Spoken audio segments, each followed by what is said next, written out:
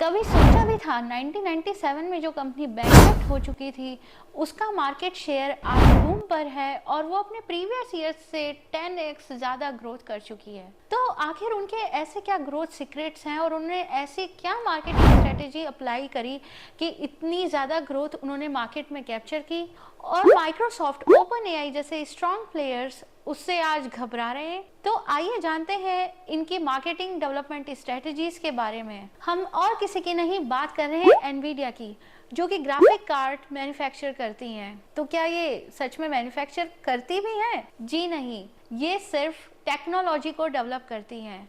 और जब भी बात आती है ग्राफिक कार्ड की तो आपने सोचा होगा कि ये तो गेमिंग से कुछ रिलेटेड होगा, बट नहीं, इनका मार्केट सिर्फ गेमिंग तक लिमिटेड नहीं रह गया है। इन्होंने उसे एक्सपेंड करके एआई कंप्यूटिंग मॉडल्स जैसे मार्केट में भी एंट्री की है और फ्यूचर में ये काफी और सारे मार्केट में भी कदम रखने वाले हैं। तो ये सब कैसे पॉसिबल हुआ? 93 में एक मूवी आई थी जुरासिक पार्क, जिसके ग्राफिक्स देखकर सबका रिएक्शन कुछ ऐसा था।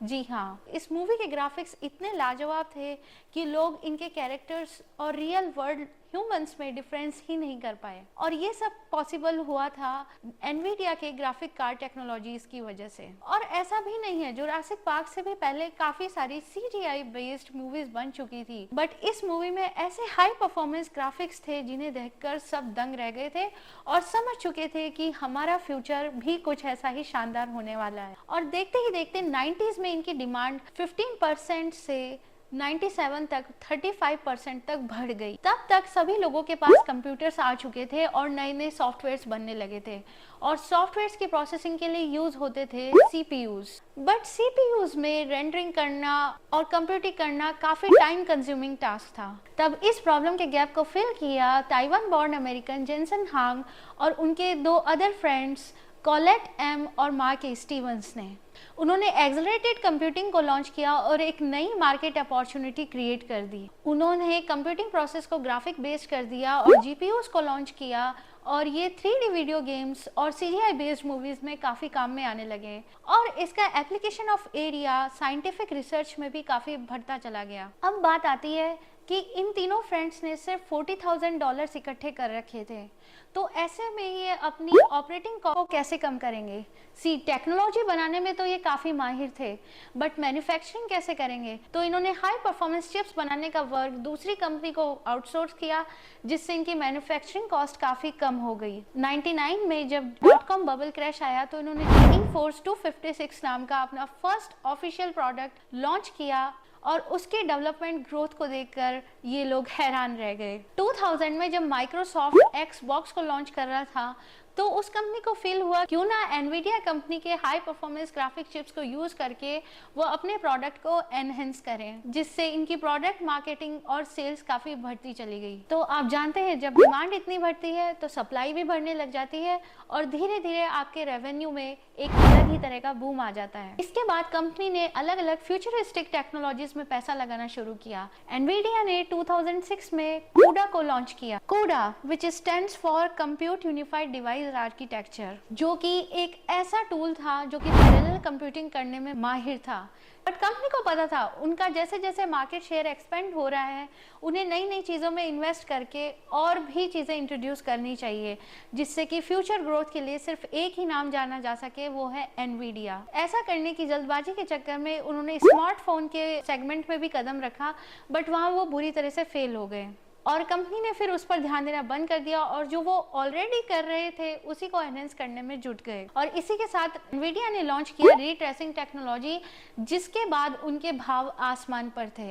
And the product was GeForce RTX 2080 which was the biggest success in their company history. इससे 3D designs, movie productions, scientific research, PC gaming experience काफी इंप्रूव होने लगा। अब कंपनी का 56% रेवेन्यू आने लगा ग्राफिक्स कार्ड से और 42% रेवेन्यू आने लगा कंप्यूटर्स और नेटवर्किंग से। पर आपको ये जानकर बिलीव नहीं होगा कि कंपनी ने एआई टेक्नोलॉजी में 2006 से इन्वेस्ट करना शुरू कर दिया था। इनकी जो सेमीकंडक्टर चिप्स थी वो न्यूरल नेटवर्क के साथ एसोसिएट होकर मार्केट में एक बिग बैंग मूवमेंट ले आई। तो यहाँ से आप देख सकते हैं कि कंपनी का फ्यूचर विजन कितना हाई था। इसके बाद डीप लर्निंग और माइनिंग जैसी चीजें इंट्रोड्यूस होने लगी और वो भी इन्हीं की टेक्नोलॉजी पर वर्क करती थी और इन्हें पता था कि प्रोसेसिंग हार्डवेयर्स भी इन्हीं की यहीं से सप्लाई होंगे। अब एनवीडिया की टेक्नोलॉजी आने के बाद मार्केट की हालत ये थी कि कोई भी कंपनी विदाउट इनकी टेक्नोलॉजी के फंक्शन नहीं कर सकती थी। जब भी कोई न्यू टेक्नोलॉजी इंट्रोड्यूस होती है तो उसके 3 टाइप ऑफ यूजर्स होते हैं।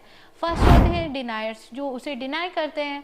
सेकंड होते हैं जो कि डेवलपर्स, जो कि उसी टेक्नोलॉजी के साथ एसोसिएट होकर उस पर वर्क करते हैं और नई चीज़ों को डेवलप करते हैं। और थर्ड होते हैं डिप्लॉयर्स, जिन्हें आप यूजर्स भी कह सकते हैं। और अगर डेवलपर्स की बात की जाए तो चैट जीपीटी और अदर एआई इनके डेवलपर्स की तरह ट्रीट किए जा सकते हैं। यहाँ पर बात आ रही थी कि जब इतने सारे एआई प्रोसेसिंग मॉडल्स डिज़ाइन होंगे तो उनको प्रोसेस करने के लिए हार्डवेयर्स भी रिक्वायर होंगे और वहीं पर एनवीडिया ने उस गैप को फिल किया और हार्डवेयर सप्लाई करना भी शुरू कर दिया। आपको याद होगा 2016 के टाइम पे माइनिंग का काफ़ी बूम आया था। हर कोई क्रिप्टो माइनिंग में इन्वेस्ट करना चाहता था और लोग तो माइनिंग का सर्वर भी बनाने लगे थे कि चलो बिटकॉइन मैं खुद ही बना लेता हूँ।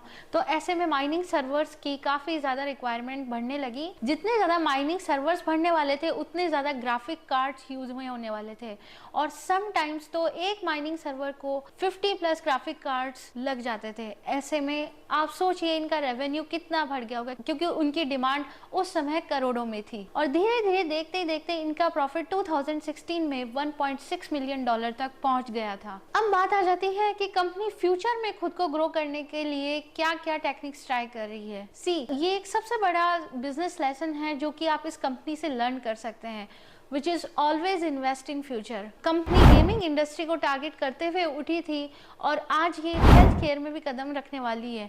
अब आप पूछेंगे कि हेल्थ केयर में ये लोग ऐसा क्या करने वाले हैं। हेल्थ केयर में कदम रखते हुए इन लोगों ने डीएनए सीक्वेंसिंग को इंट्रोड्यूस किया और डीएनए सीक्वेंसिंग के थ्रू एक पेशेंट का ट्रीटमेंट टाइम काफ़ी रिड्यूस होने वाला है, क्योंकि वो एक जीनोमेटिक ट्रीटमेंट टेक्निक को यूज़ करने वाले हैं और इससे उनका टाइमिंग 5 मिनट्स तक रिड्यूस हो जाएगा। और तो और अमेज़न जैसे बिग ई कॉमर्स प्लेयर के वेयर हाउसेस में भी कुछ रोबोट्स फ्यूचर में काम करने वाले हैं और इसलिए कंपनी काफ़ी सारे स्मॉल कंप्यूटर्स भी बना रही है। इवन टेस्ला के 3 और 4 मॉडल में भी इनके जीपीयूज यूज होने की प्रोबेबिलिटी है और कंपनी के ऐसे काफ़ी सारे एप्लीकेशन एरियाज बनने वाले हैं। तो कंपनी हमेशा फ्यूचर विजन से काम करती आई है और प्रेजेंट की अगर बात की जाए तो एआई रिवोल्यूशन अपना काफ़ी मार्केट स्प्रेड कर चुका है। ऐसे में कंपनी डेटा सेंटर्स बनाने की भी बातें कर रही है, जिसमें डेवलपर्स को जावा और सी का कोड करने की जरूरत ही नहीं है। Without coding there AI is gonna be producing accurate results, which is quite wonderful in the industry of gaming and AI. तो एनवीडिया कंपनी से आप अपने बिजनेस के लिए काफी कुछ सीख सकते हैं। एक स्मॉलर बजट से उन्होंने शुरू किया था और मार्केट में डीपली ग्रोथ की और रूट्स को कैप्चर कर लिया। आज कोई भी एक्सेलरेटेड कंप्यूटिंग टास्क के लिए एनवीडिया के प्रोडक्ट के अलावा किसी और चीज को प्रेफर नहीं करेगा और यही रीजन है कि माइक्रोसॉफ्ट जैसे